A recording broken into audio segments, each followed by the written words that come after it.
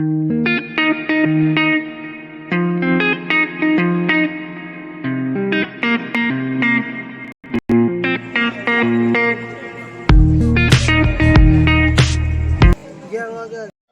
હાટકેશ. આપણી સાથે છે નાગર જ્ઞાતિનું ગૌરવ તથ્યા મિહિર અંજારિયા, મૂળ અંજારના. કંઈક નવું લઈને આવ્યા છે. આપણી કળા કંઈક અલગ રીતે પીરસી રહ્યા છે. ગઈકાલે એક સરસ મજાનો કાર્યક્રમ અંજાર ખાતે યોજાઈ ગયો. શું વિગત છે કાર્યક્રમની? ગઈકાલે કેવો કાર્યક્રમ રહ્યો તમારો? હા, પહેલાં તો કાલે જે કાર્યક્રમ હતો એને આરંગેત્રમ કહેવાય છે. એટલે મારી નૃત્યની જે સાધના પૂરી થઈ, મારા કલાગુરુઓ કુમારી કિન્નરી ચંદે, કુમારી બાગેશ્રી ચંદે તેમજ એમના કલાગુરુ સુમા મેમના આશીર્વાદ સાથે મેં કાલે પ્રથમ રંગમંચ પ્રવેશ કરી મારી નિપુણતા આપ સૌની સમક્ષ દેખાડી. તેને આરંગેત્રમ કહેવાય છે. મારા આરંગેત્રમમાં ખાસ તો જ્યોતિકા મેમ હાજર રહ્યા, તે મારા માટે ખૂબ જ ગૌરવની વાત હતી. કેટલી તૈયારી કરી હતી તમે ગઈકાલના કાર્યક્રમ માટે? તૈયારી તો ખૂબ કરી હતી. ને કઈ રીતે બેલેન્સ કરી શક્યા? કારણ કે તમે ભણવામાં પણ નિપુણ છો, ખૂબ જ આગળ છો.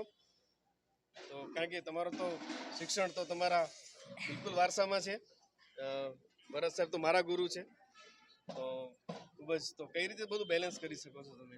એટલે હું નાનપણથી નૃત્ય સાથે પણ જોડાયેલી છું, કરાટે સાથે પણ જોડાયેલી છું અને ભણતર સાથે તો જોડાયેલી જ છું. તો અમે સ્ટાર્ટિંગમાં નક્કી કર્યું જ્યારે આરંગેત્રમ કરવું છે ત્યારે અમે 10મા ધોરણ પસંદ કર્યું. 10મામાં બોર્ડની એક્ઝામ હતી. હું રોજ સવારે 4 વાગે ઉઠવાનું થતું. એટલે એ 2 કલાકની સામે અહીંયા જ્યારે મારે પ્રેક્ટિસમાં જવાનું, એ 2 કલાક એ રીતે મેનેજ થઈ જતા. અને કોણ શીખી શકે? જો તથ્યા થવું હોય તો શું કરવાનું? બસ અંદરથી ધગશ રાખવાની. Thank you very much. જય હાટકેશ. જય હાટકેશ. થેન્ક યુ આપ સૌનો. હા, બસ રેડી. તથ્યાના દાદી, જેમની ઓળખાણ આપવાની ન હોય, મંજરીબેન.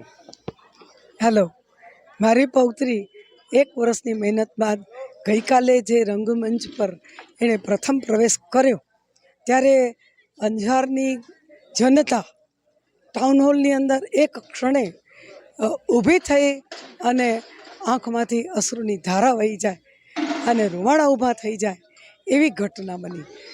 55 મિનિટનું દશાવતારનું નૃત્ય સૌને અંદરથી ધ્રુજાવી ગયું. પણ આશ્ચર્યની વાત તો એ છે, એ નૃત્ય પછી બીજા 2 નૃત્ય રજૂ કર્યા. પછી 1 કલાક સુધી એ સ્ટેજ ઉપર સૌનું અભિવાદન ઝીલતી રહી. અને એટલું જ નહીં, ઘરે આવીને પણ એ ખૂબ જ સ્વસ્થ હતી. તો એની જે શારીરિક ક્ષમતા અને એની માનસિક તાકાત એ કેળવાની દરેકને હું અપીલ કરું છું કે તો જ તમે પ્રગતિ કરી શકશો. ખૂબ આભાર. જય હાટકેશ આપ સૌનો. Thank you so much.